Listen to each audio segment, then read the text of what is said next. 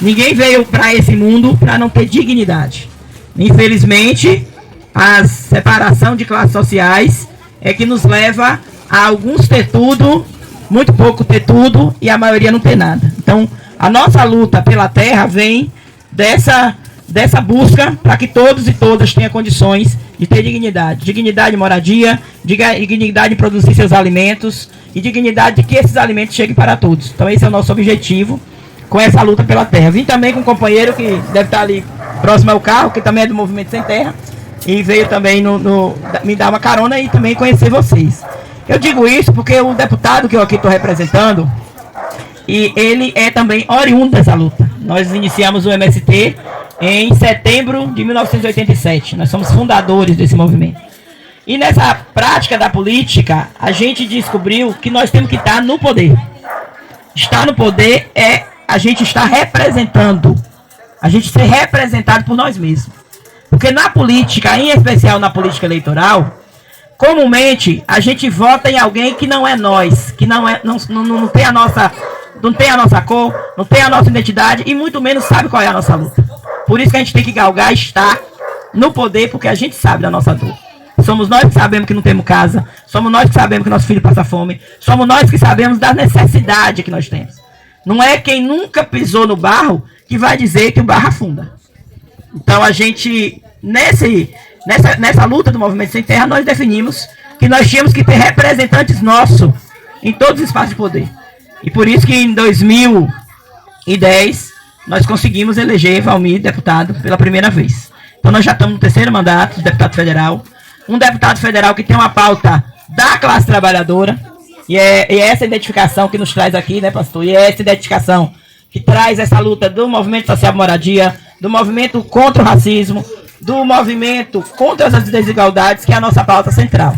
Então, às vezes a gente está nos espaços para falar da gente, da nossa luta e dizer que cada um de nós temos que lutar para estar nesse lugar, é exatamente para trazer esse empoderamento que a companheira falou. Empoderamento de ter a nossa representação. Então, estou aqui fazendo essa saudação, dizendo que nós estamos vivendo um momento muito difícil na sociedade. Quem bem sabe do que nós estamos passando é cada um e cada uma que luta todo dia pela sobrevivência. Desemprego em alta, sem moradia, as pessoas passando fome, aumentou a violência. Tudo isso é fruto da concentração de riquezas que um grupo pequeno tem e a maioria não tem. Então a gente está no momento de refletir, no momento de pensar o que nós queremos para o nosso futuro. E quando a gente fala do futuro, talvez não estamos falando de nós, que já temos aqui 50 e tantos anos de idade, mas estamos falando dessa pequenininha que está aí no colo, daquela outra que daqui a 10, 15 anos precisa ter um emprego, precisa ter uma casa e precisa ter a educação e o futuro garantido.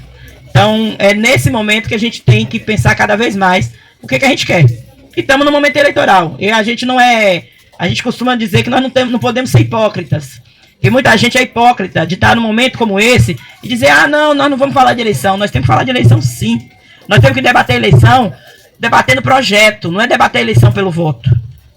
Porque o voto é muito mais fácil para quem tem o orçamento secreto chegar com a mala dia 1º e chegar para você na fila e dizer que eu te dou 100. Esse voto é fácil para quem tem a mala cheia de dinheiro. Mas nós temos que saber que depois do dia 2, ele nem vai lembrar onde é que é sua casa ou se você tem casa. Ele nem vai saber se sua família tem uma geladeira com alguma coisa dentro ou não. Ele comprou o seu voto.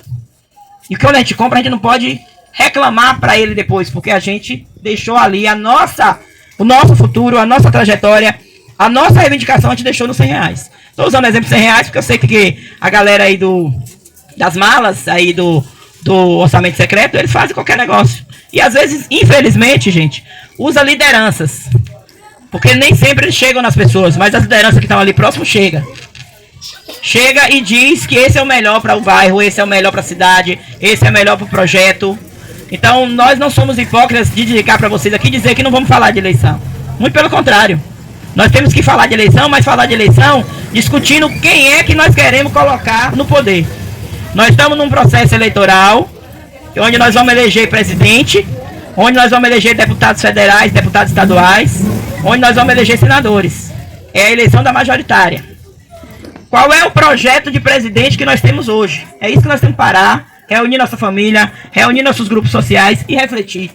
Qual é o presidente que eu quero hoje? Qual é o presidente que eu preciso hoje para resolver as demandas de políticas públicas que o nosso país precisa? É isso que você vai fazer de reflexão. Qual é o papel de um deputado? Porque às vezes a gente acha, e a política, como foi construída pela elite, coloca uma posição que a gente acha que deputado é prefeito, ou que deputado tem que se comportar como vereador, né? Qual é o papel de um deputado? É fazer leis que as políticas públicas cheguem até a gente.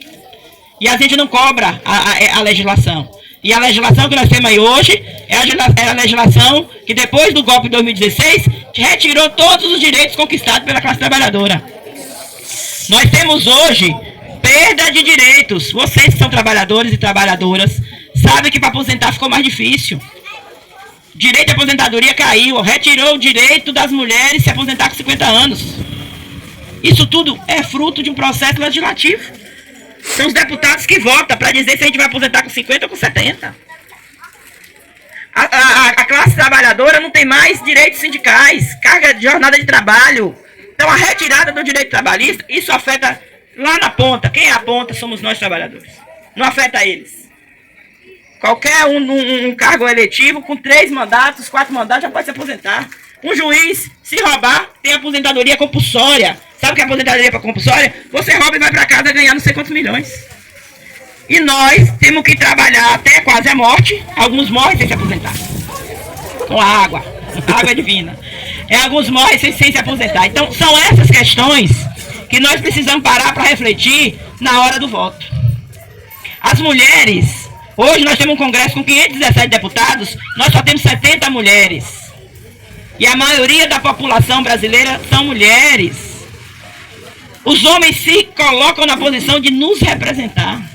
Porque nós não avaliamos e não elegemos também companheiras, mulheres, para nos representar.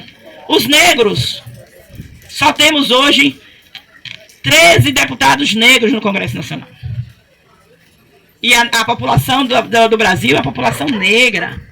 Quando aí o pastor está falando aqui do rapaz da questão do racismo, o racismo estrutural que nós temos na sociedade, também tem a ver com representatividade. Tem a ver por quem luta. Tem a ver por quem defende, por quem constrói as leis. Então, gente, eu não quero delongar, até porque o tempo não está permitindo a gente ficar muito exposto, mas dizer que a minha saudação aqui é no sentido da reflexão. Quem é que deve, quem é que pode nos representar? Porque quando a gente dá o voto, a gente está dando a confiança. A palavra é voto. Eu te dou um voto de confiança. Eu confio em você, porque eu sei que você lá vai falar aquilo que eu preciso que fale. Vai me representar. Para quem é que nós estamos entregando essa representação? Cabe a cada um, a cada grupo social.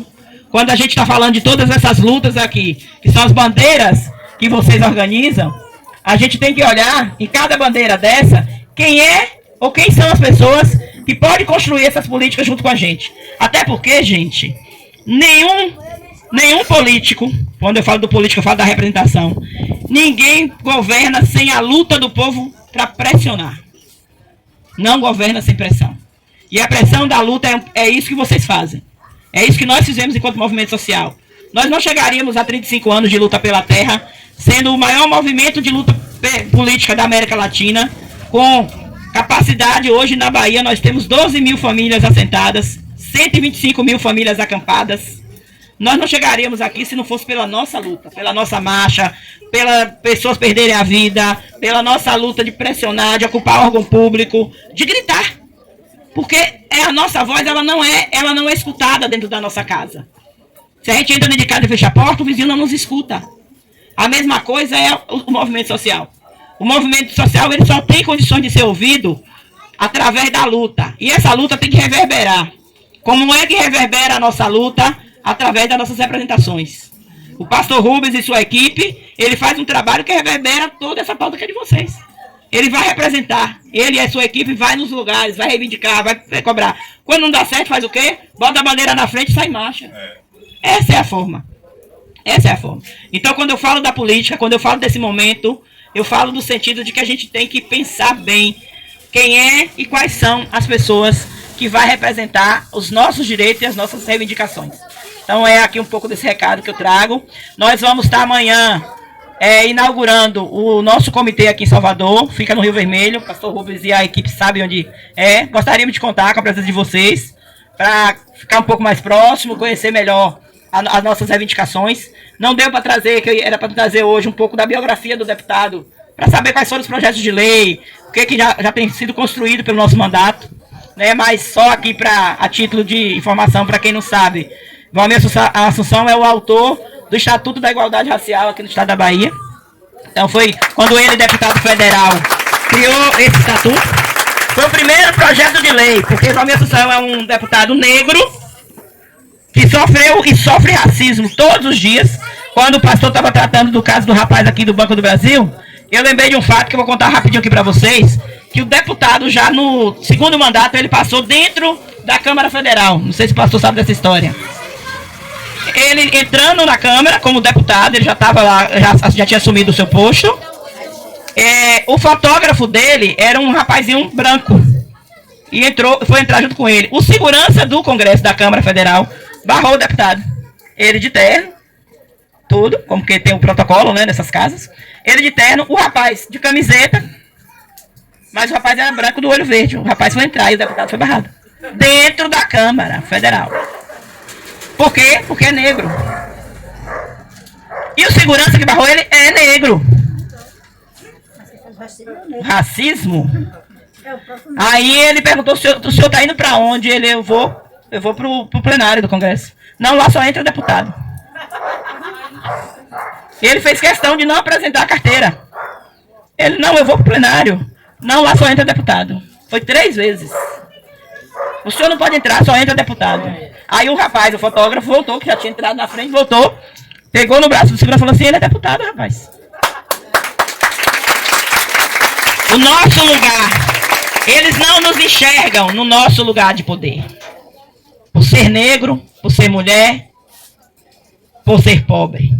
Então, é esse um pouco do nosso recado para a gente pensar o que nós vamos fazer na hora de colocar o voto. Porque é uma atitude rápida e simples, não dura nem 1 minuto ali na frente daquela caixinha, mas é o nosso futuro que a gente deposita ali. Muito obrigado.